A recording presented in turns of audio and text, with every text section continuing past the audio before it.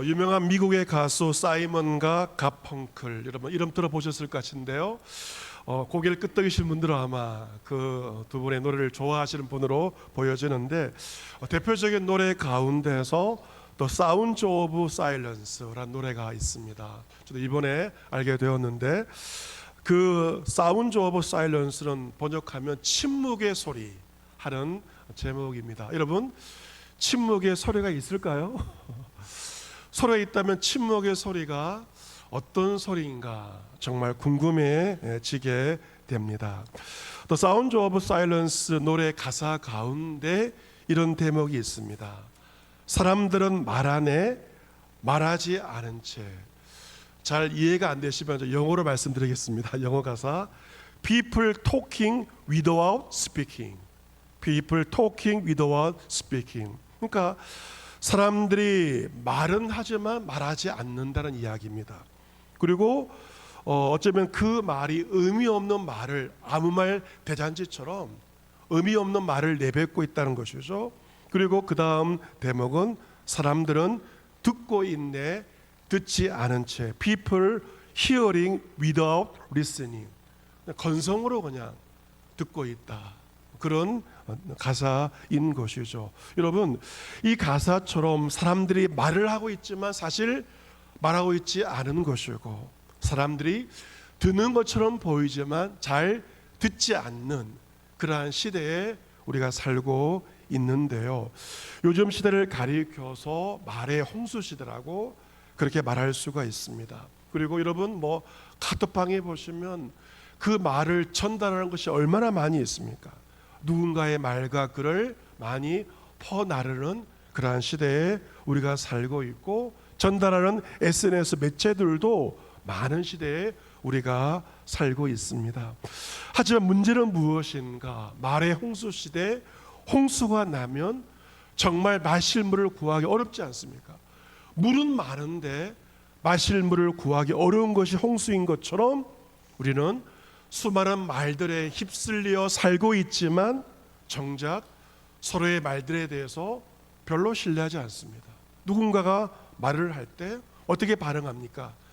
말만 저렇게 하는 거지 하면서 수없이 많은 말을 내뱉고 있지만 그 말에 대해서, 심지어 설교에 대해서까지 별로 신뢰하지 않는 시대에 우리가 살고 있는 것이죠. 그리고 사람들이 하는 말들을 보면 그 말들에 좋은 말들이 아니라 짜증 섞인 말들, 그리고 분노가 있는 그러한 말들이 얼마나 많이 있습니까? 최근 한 설문조사에 따르면 직장인 10명 가운데 6명은 직장에 근무하면서 인격 모독성 발언을 경험했다. 그러한 통계가 있습니다. 직장에서 상급자를 통해서, 민원인을 통해서, 수많은 사람들을 통해서 직장 생활을 하면서도 가시돋친 그 말들로 말미암아 많은 힘이 든 그러한 현실이 바로 우리의 현실이라고 말할 수가 있습니다. 이처럼 말의 홍수시대에 살고 있는 우리에게 필요한 한 가지가 있는데요. 그래서 바로 오늘 설교의 제목이기도 한 침묵이라고 말할 수 있습니다. 같이 보겠습니다. 침묵입니다. 오늘은 내 영혼의 고침기 시리즈 가운데 지난주가 고독, 이번 주는 침묵, 다음 주는 기도인데요. 내 영혼을 고칠 수 있는 세 가지, 바로 첫 번째가 고독이고, 두 번째가 침묵이고, 세 번째가 기도입니다. 여러분, 이 침묵은 바로 고독을 완성하는 것. 그래서 어쩌면 고독보다 더 중요한 것이 바로 침묵이라고 말할 수 있습니다. 이 아르세니우스라는 사람이 이제 이집트 사막에서 영성을 쌓았던 사람인데요. 그는 지혜와 재물을 버리고 1700년 전 이집트의 사막으로 가서 고독한 시간들을 보내게 되었습니다. 그는 고독한 사막에서 기도했습니다. 주님, 저를 구원의 길로 인도하여 주십시오 라고 사막에서 그가 기도했을 때 주님의 음성은 어떤 음성이었는가? 바로 침묵하라 하는 음성이 그에게 들려지게 되었습니다. 여러분, 하나님은 사막에 있는 자에게, 사막에 홀로 있는 자에게도 침묵하라, 그것을 명령하신 것입니다. 그래서 이 아르세니우스가 사막의 삶을 사면서 침묵의 삶을 살게 되었는데, 그런 이런 고백을 하였습니다. 나는 말을 하고 나서 회개한 적은 참으로 많았지만 내가 침묵한 것을 회개한 적은 한 번도 없었다라고 말하였고, 그런 사막에서 고독한 삶을 살면서도 침묵의 그러한 삶을 살았는데 침묵한 것을 한 번도 회개한 적이 없다고 그렇게 말하였습니다. 왜 우리가 침묵해야 되는가? 이유가 있습니다. 야고보서 3장에 보시면 우리가 다 실수가 많으니 만일 말에 실수가 없는 자라면 곧 온전한 사람이다 라고 말하였습니다. 여러분, 우리가 살면서 많은 실수를 하게 되는데요, 그 모든 실수가 주로 무엇을 통해서 실수하게 되는가? 무엇을 통해서? 말을 통해서 우리가 실수하게 되는 것이고, 말에 실수가 없으면 그 사람은 온전한 자라고 말할 수가 있습니다. 침묵이란 무엇입니까? 달리는 말들의 입에 재갈을 물려서 사람이 그 말을 가라 하면 가고 스톱하면 스톱하는 것처럼 나의 혀에 재갈을 물리는 것, 내 말에 스톱이라고 하게 하는 것, 이것이 바로 침묵인 것입니다. 왜 침묵을 해야 되는가? 우리의 혀가 너무나도 위험하기 때문에 그렇습니다. 야고보서 기자에 의하면 혀는 불이요 불의의 세계라. 혀가 우리 지체 중에서 온몸을 더럽히고 삶의 수레바퀴를 불사르나니 그 사르는 것이 지옥불에서 난다라고 말하고 있고, 혀는 쉬지 아니하는 악이요 죽이는 독이 가득하다. 이것이 우리의 혀라고 말씀하고 있습니다. 쉬지 아니하는 악이요 죽이는 독이 입에서 나오게 된다는 것이고, 혀를 통해서, 말을 통해서 온몸을 더럽히게 되는데 그 혀가 사르는 불이 지옥불에서 나는 것과 마찬가지라고 경고하고 있습니다. 이 혀로 우리가 주 아버지를 찬송하고 또 혀로 하나님의 형상대로 지음받은 사람을 저주하나니 한 입에서 찬송과 저주가 나오고 있는데 형제들아, 이것은 마땅하지 않다라고 말씀하고 있습니다. 침묵은 지옥의 불 같은 나의 혀를 다스리고 내 혀에 재갈을 먹이는 것입니다.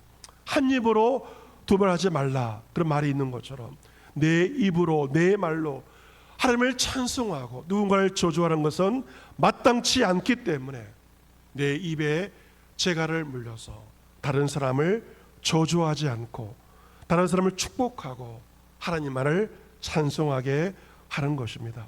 시편 39편에서 1절에서 다윗은 내가 말하기를 나의 행위를 조심하여 내 혀로 범죄하지 아니하리니 악인이 내 앞에 있을 때 내가 내 입에 재갈을 먹이리라 라고 말하기도 하였습니다.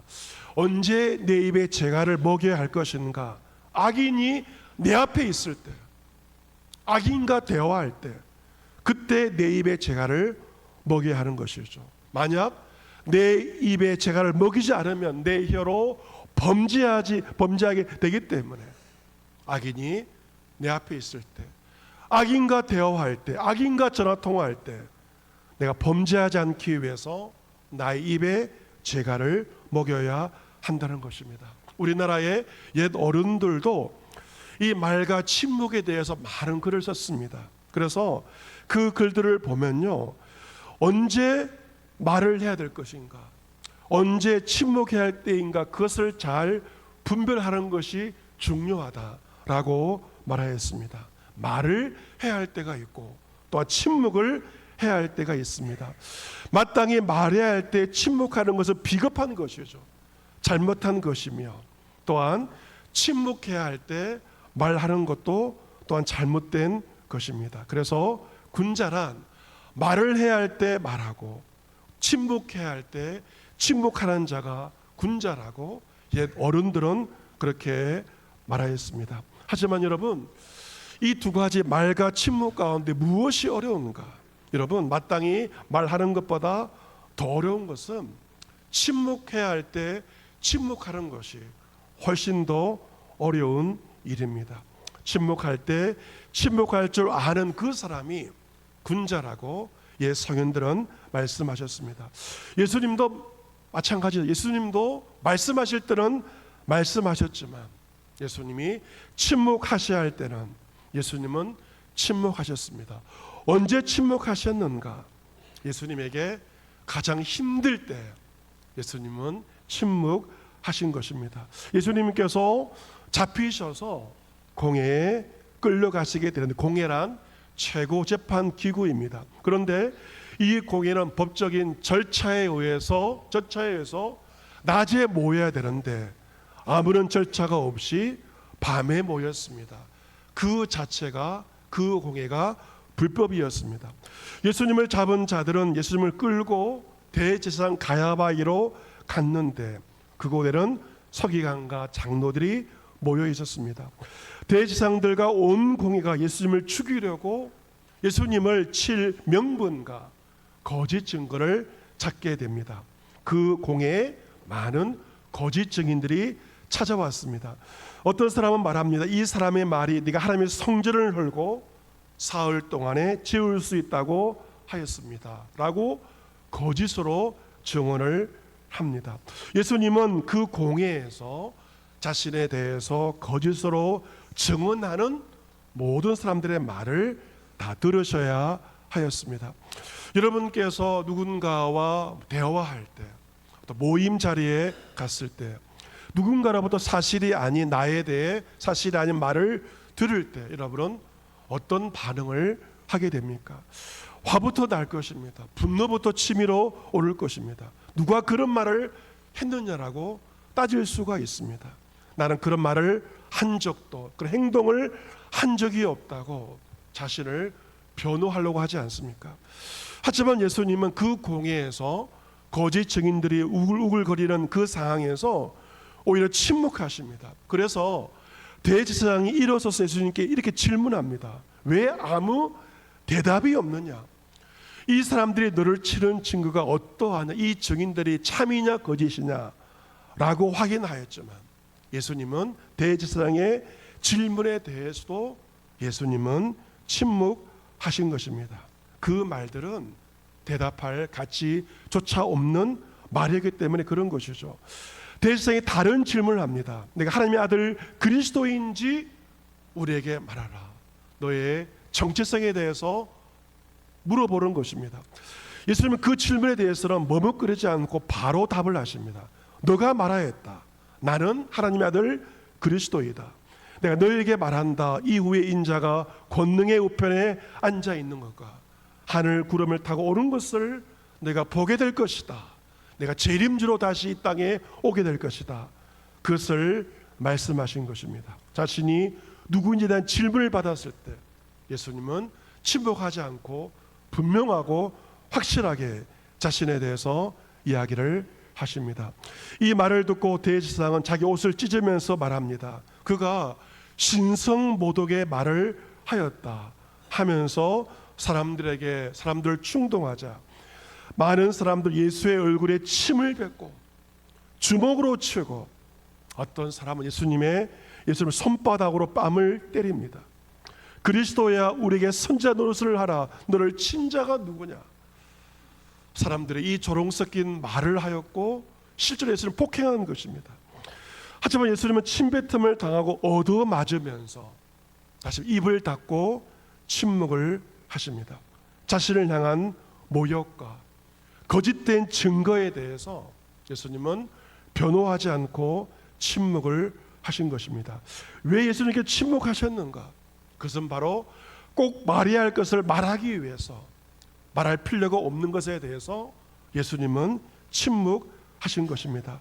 침묵할 줄 아는 자는 반드시 해야 할 말을 할 수가 있고 반드시 들어야 할 말을 들을 수 있기 때문에 예수님은 침묵하셨고 예수님의 영성은 침묵의 영성이라고 말할 수가 있습니다. 사람의 직업 중에는 손과 발로 일하는 직업도 있지만 말로 먹고 사는 직업도 있지 않습니까?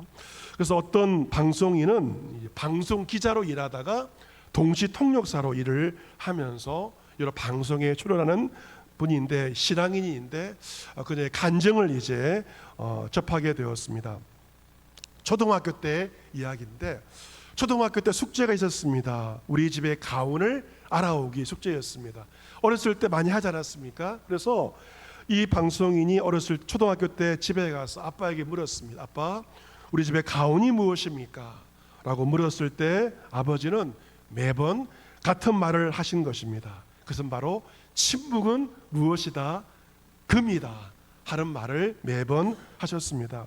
아버지 특유의 굵은 베스트 목소리로, 그리고 짧은 설명도 곁들여 주셨지만 사실 어릴 때는 그 설명이 잘 귀에 들어오지 않았다고 합니다. 하지만 나이가 들고 말로 하는 직업을 하면서 침묵은 금이다, 그 아버지의 말의 의미가 조금씩 이해되기 시작했습니다. 그녀가 이제 방송국 기자였을 때 기자가 어떻게 합니까? 기자회견을 하면 대통령에게, 누군가에게 질문을 던지지 않습니까? 그래서 이 기자에게 가장 중요한 것은 잘 듣는 것, 무언가를 질문하고 잘 듣는 청취가 중요했습니다. 관찰과 청취가 중요하였고, 그리고 그 다음에 동시 통역사, 외국 사람의 말을 듣고 동시로 통역할 때도 먼저 누군가의 말을 똑바로 입력하는 게 먼저였습니다. 잘 들어야만 적절한 언어로 통역할 수가 있는 것인데, 방송 기자, 동시 통역사, 그녀의 직업에서 말을 할 때 중요한 것은 바로 듣는 것이었습니다. 여러분, 잘 들으려면 어떻게 됩니까? 내 말을 멈춰야 한다는 것이죠. 내 입을 닫아야 나의 귀가 열리게 되고 상대의 말이 들려지게 됩니다. 그녀는 신앙인입니다. 입을 다물수록 그녀는 육신의 귀만 열리는 것이 아니라 마음의 귀, 영혼의 귀가 열린다는 것을 그녀는 알게 되었습니다. 잠시 동안이라도 아무 소리도 내지 않고 침묵 속에 있을 때 마음의 귀가 깨어나는 것을 그녀는 경험하게 됩니다. 그 침묵을 통해서 나의 깊은 자아가 나에게 하는 말도 들을 수가 있고, 더 자세히 귀를 기울이면 침묵을 통해서 하나님의 음성을 들을 수가 있었습니다. 그녀의 아버지, 침묵은 금이다, 그 말의 뜻을 알게 되었는데, 딸의 인생을 살면서 어려움을 마주할 때마다 침묵 속에서 길을 찾기를 바랬던 아버지의 그 의도를 이제서야 알게 되었다고 합니다. 하지만 여러분, 이 침묵이 쉬운 게 아닙니다. 침묵이 정말 쉬운 게 아닙니다. 우리 아이들이요, 어릴 때 말을 배우는데요 2, 3년의 시간이 걸리지 않습니까? 외국어를 배울 때도, 외국말을 배울 때도 2, 3년의 시간이 걸리지만 사람의 침묵을 배울 때 얼마의 시간이 걸릴까요? 언제는 50년, 60년, 70년. 침묵을 배우는 데는 평생의 시간이 걸려야만 겨우 침묵을 배울 수 있다는 것은 그만큼 침묵이 어렵다는 것을 말해주고 있습니다. 그래서 오늘 본문에서 시편 기자가 기도하는 것입니다. 여호와여, 내 입에 파수꾼을 세우시고 내 입술의 문을 지키소서. 내 힘으로 침묵할 수 없음을 알았기 때문에 그런 기도합니다. 나의 입에 파수꾼을 세워주시고 내 입술의 문을 지켜주소서. 이 기도의 의미가 무엇입니까? 그는 하나님께서 허락하시는 그 말만을 하기를 원하였던 것입니다. 시편 19편 14절에도 다윗이 말합니다. 나의 반석이시오 나의 구속자이신 여호와여, 내 입의 말과 마음의 묵상이 주님 앞에 연락되기를 원하나이다. 얼마나 아름다운 고백입니까? 여러분, 내 입술보다 더 중요한 내 마음인데요, 다윗은 입술의 말만이 아니라 내 마음의 생각과 내 마음의 묵상이 오로지 주님께 연락되고 주님께 상달되기를 간절히 구하고 원하였던 것입니다. 내 입술의 말보다도 더 중요한 것은 내 마음의 생각이라고 할 수가 있습니다. 그래서 이 교부 페메라는 사람이 이런 말을 하였는데요, 겉으로 입술로 침묵해도 마음으로 남을 정죄하는 사람은 끊임없이 짓거리고 있는 것이다.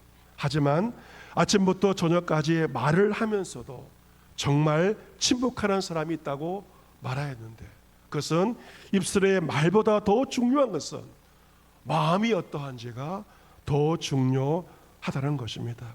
우리 입술의 말과 마음의 묵상까지 주님께 연락될 수 있다면 얼마나 귀하고 얼마나 아름답겠습니까? 여러분, 이 귀한 침묵을 어디서 배우고 어디서 훈련하는가? 하나님의 집, 교회에서 침묵을 배우고 침묵을 훈련한다는 것입니다. 전도서 5장 1절에 너는 하나님의 집에 들어갈 때 너의 발을 삼가라고 말하였어요. 교회는요, 하나님의 집인데요, 하나님의 집에 들어갈 때 너의 발을 삼가야 한다는 것입니다.